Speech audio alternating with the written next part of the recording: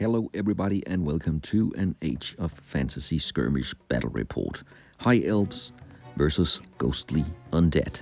And this is quest number 6 in this campaign.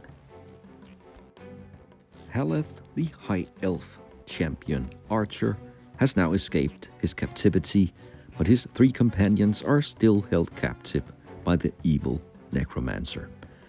The Necromancer has flooded Teniras with undead and demonic troops in his quest for power, and Haleth is determined to free his companions and once and for all bring an end to the evil reign. With a small group of High Elves, Haleth has located a castle where Faewynn, the Elven sorceress, is imprisoned. The castle is guarded by undead hordes, and the master of the castle is one of the Necromancer's most trusted allies, an ancient Wraith. Haleth, Elven noble Silas, and 3 other High Elves sneak close to the castle to launch a surprise attack and free Faewynn. The group of High Elves are High Noble Silas. He has a tough value of 3. He is a War Prince, which gives friendly units within 12 inches +1 in close combat. He is a Lion Warrior, and that gives him fearless and stealth. He's armed with hand weapon and great bow. Haleth is also a hero with a tough value of 3. He is armed with hand weapon and great bow, and he is crazed, and that gives him 1 extra attack when he charges. Weapon Master Morrigan is armed with dual hand weapon, and she is a sergeant, and Weapon Master Lionett, also a sergeant and armed with great weapon. Finally, Lion Warrior Elven, armed with great axe, fearless and stealth. Then we have the ancient Wraith and his undead troops. The Wraith is a hero with tough value of 3. He is ethereal, and he is also undead and armed with great weapon with the Reap ability. Then a skeleton leader, also with a tough value of 3, undead and great weapon. Then we have a zombie wolf, fast, furious, scout and undead. 3 skeleton warriors armed with hand weapons, 3 skeleton archers armed with bows, hand weapons and cursed ammo, and finally a ghost swarm with a tough value of 3, and they are also undead. Inside the castle in her cell we have Faewynn, the Elven sorceress, and she is the target of the mission. The High Elves have to reach the skull objective, and by doing so they will free Faewynn and complete the mission. And of course, the undead have to prevent it. And here we have a top view of the battlefield with the castle in the right side and the skull objective. And in front of the castle courtyard, and the High Elves that will deploy in the left middle section of the battlefield. They will activate first, and the undead will be deployed randomly around the battlefield. The ancient Wraith will not be deployed. He will use his ambush ability and show up in the second round. And now I'm going to use my random objective deployment cards to deploy the undead troops. And I'm going to use the rectangular battlefield description. So this skeleton leader will be deployed in the upper left section. What about the skeleton warriors? And they will be deployed in the lower left section. Next up, the skeleton archers, and they will be deployed in the lower middle section of the battlefield. What about the ghost swarm? And they will be right in the middle of the battlefield. And finally, the zombie wolf. And he will begin in the lower right section. So all the undead troops are now deployed. The leader, the ghost swarm, the archers, and the warriors. And over close to the castle and the courtyard, the zombie wolf. And before the first round, the zombie wolf has the scout ability, so it will be able to move up to 12 inches, and it moves into the courtyard in front of the castle. Now let's begin with round number 1. And the first High Elf to activate is Silas, and he can look to both sides. He is within charge range of several undead units, but he decides to charge the skeleton leader with 3 attacks, with his great weapon hitting on 2s because of his War Prince ability. So he will hit with 3 attacks. And it's an AP1 weapon, so the skeleton leader will be forced to defend with a 6. And he fails all of them and goes down with 3 wounds. So he will have to roll on the wound chart already here in the first round, potentially out. And he is taken down in the very first round by a powerful charge from Silas. Now the skeleton warriors activate. They are also within reach of the group of high elves, and they decide to charge Weapon Master Lionett. 3 attacks hitting on 5s, and they hit on all 3 attacks as well. And Lionett has a defense value of 4.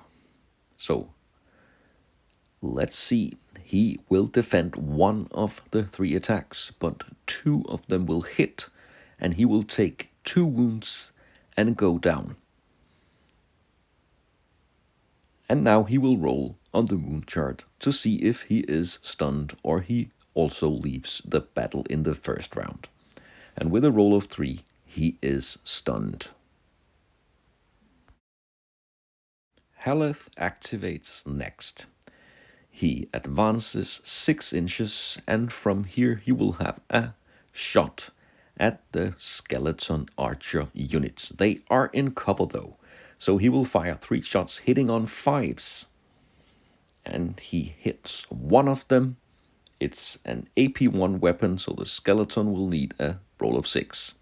And that didn't happen, so 1 out of the 3 skeletons immediately removed.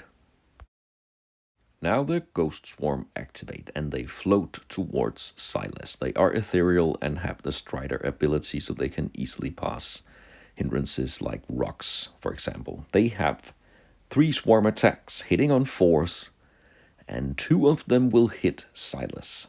They are AP1, so Silas will have a tough time defending them. He has a defense value of 4, and that means a 5 is good enough, but he will fail 1 attack and take 1 wound. He will now be able to fight back though. He has already fought and is fatigued, so he will need a roll of 6 to hit, and 1 of them is good. So the Ghost Swarm with a defense value of 6 will see if they can block the attack, and that is not any good, but they are undead and have regeneration, and also that fails, so they will take 1 wound. They are not 3 individual models, they are 1 unit with a tough value of 3, so none of them will be removed, but they will take a wound and then back off 1 inch. Morrigan is the next one to move, and she turns around and charges into the group of skeleton warriors. She has 2 dual hand weapon attacks hitting on 2s, and she manages to fail 1 of them, so only 1 hit. It's AP nothing. The skeleton warriors will block the attack with a roll of 5. Just not enough. 1 skeleton warrior goes down. And now the 2 remaining can fight back, but they are fatigued. They will need a 6 to hit Morrigan. 2 attacks, and they do hit. And still not a very dangerous weapon. Morrigan will block with a roll of 4 or more.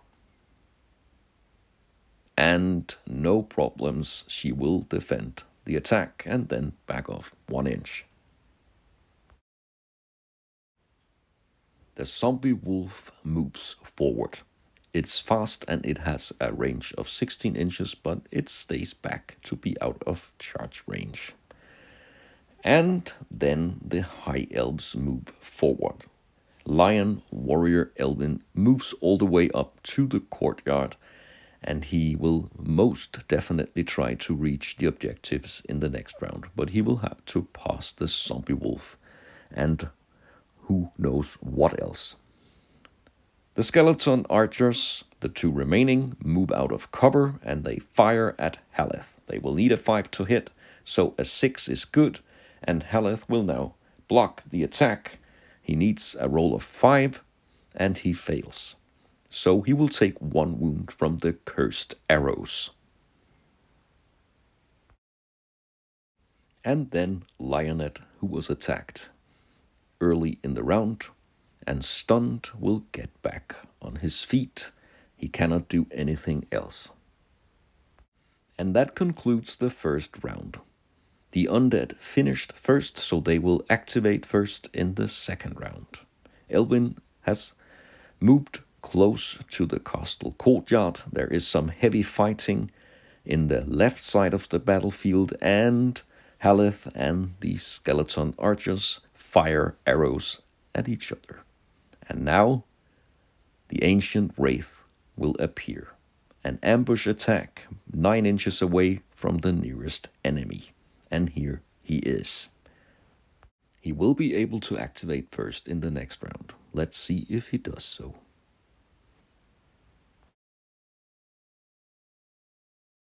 The undead will begin with the zombie wolf, because Elven here is closest to the objective and the most dangerous unit at this moment. So the zombie wolf, who is furious, will get 3 attacks hitting on 5s. And one of them is good. It's an AP nothing attack, so Elven will have a chance to defend with a roll of 4. And he does, without any problems. Now he can fight back 2 swings with his great axe, hitting on 3s. And he hits 1. And it's also AP nothing, but the zombie wolf will need a 5 to block the attack. And also no problems here. They swing and bite at each other, but they don't do any harm. So the zombie wolf will back off 1 inch. And that means Elven can jump over the ruined wall here, run through the courtyard, and all the way up to the entrance door of the castle. So he is very close to the objective, and the ancient Wraith could go for him, or maybe the skeleton archers should try to take him down with their arrows. And it will be the skeleton archers who will have to take him down with a precision shot from the other side of the wall here. They need 5s to hit. They have 2 shots, but they have cursed ammo, so there are no defense or anything cover that will prevent them from hitting. And one of the arrows hit Elven on the stairs. It's AP nothing, but he will have to roll a 4. Otherwise, he will be struck down. And he fails, so he is hit by the cursed arrow. The skeleton archers completed their mission, and he rolls down the stairs with his 1 wound. Let's just leave him there, and a roll on the wound chart. It's a 4, very close, but just not enough to take him completely out. He is stunned here at the stairs to the castle. Those skeleton archers must go down, and Haleth will charge them with his 4 attacks with his hand weapon, hitting on 4s. 2 out of the 4 attacks will hit them. It's AP nothing, but they have a rather bad defense of 5. One of them manages to block Haleth's attack, but that also means that one of them goes down immediately. The remaining skeleton archer turns around, and he has 1 attack hitting on a 5, and he is too shaken to hit Haleth back. So he will back off 1 inch, and 1 skeleton archer will remain. And on the other side of the battlefield, the ghost swarm will have to decide what to do. And once again, they move in to attack Silas with their 3 swarm attacks. They need force to hit him. And at least 1 hit here, only 1 hit it is. It's AP 1, leaving Silas with a defense roll of 5. And he fails. The ghosts attack him and he takes 1 more wound. He can fight back with 3 attacks from his hand weapon. He will need a 2 to hit. And even though they are ghosts, he hits 3 times, and they will need defense rolls of 6. And they fail them all. And that should be enough to take them out if they fail the regeneration as well. And they don't. 2 of the wounds are regenerated, so only 1 wound goes through. And that takes them to a total of 2 wounds now out of 3. And they have to move back. And now Silas has fought. He is fatigued, so instead he moves back 6 inches, and from here he fires his great bow at the ghosts. He will need a 4 now to attack because they have stealth. But 2 arrows find their target. Again, the ghost swarm will need a 6 to defend. 1 of the arrows are defended. Still 1 left. And they have to regenerate, otherwise they will go down, and they fail. So that is 3 wounds now, and the ghost swarm will go down and roll on the wound chart. And the roll is not enough to knock them out, but they are stunned. The 2 remaining skeleton warriors once again charge into Lionett. He is heavily wounded, and they have 2 attacks hitting on 5s. Luckily for him, they fail them both. So instead, he can fight back with his great weapon. He has 1 attack hitting on a 2. And the only thing that couldn't happens, so he fails his attack as well, and the skeleton warriors move back. Now Lionett is fatigued, but he is actually within charge range of the ghost swarm, so he can use his activation to charge against them, and since they are stunned, he will immediately take them out. But he will also be very exposed and near the ancient Wraith. And here he is, the ancient Wraith, with his Reaper weapon.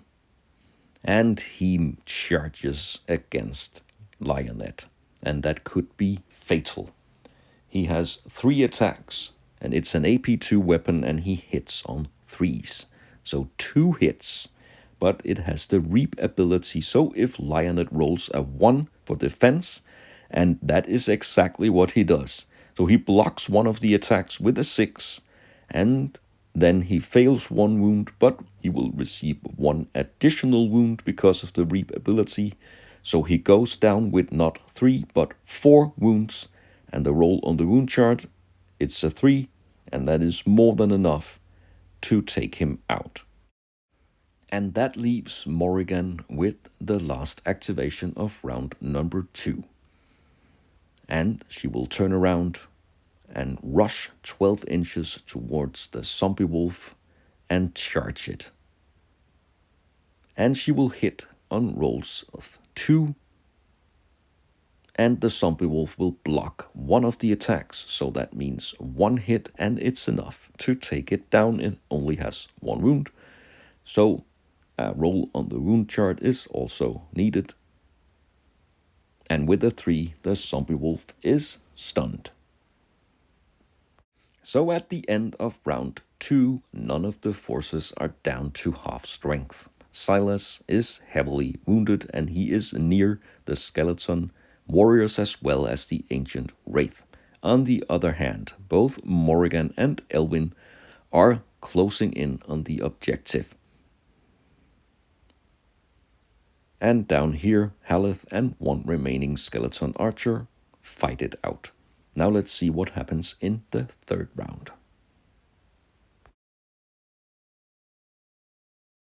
And once again, the Undead will activate first. The ancient Wraith here could very well take out Silas. But Morrigan could be more dangerous because she is closer to the objective. So the ancient Wraith will float towards Morrigan and charge her with 3 deadly Reaper attacks, hitting on 3s. And he hits 2 of them. She will need a roll of 6 to block, and remember, if she rolls a 1, she will get 1 additional wound. 1 of them is blocked, and the other one as well. She blocks both deadly attacks from the ancient Wraith. Incredible. And she's even able to hit back now with 2 dual hand weapon attacks. And she will hit on a 2. And that means both of them hit. It's AP nothing, but the ancient Wraith has a defense of 6. And he blocks none of the attacks. 2 hits go through, but he has regeneration. So with a roll of 5 or 6, he will regenerate, and he does both of the wounds. So he is not wounded by Morrigan's hits. But on the other hand, he didn't take her down, and he will have to move back now. Silas could take the skeleton warriors down, but the ancient Wraith is without a doubt the most dangerous enemy. So he advances 6 inches and fires his great bow. He will have to roll a 4 to hit, but he will divide his attacks. 1 shot against the zombie wolf, and he hits that one. And that means he takes it out because it was stunned.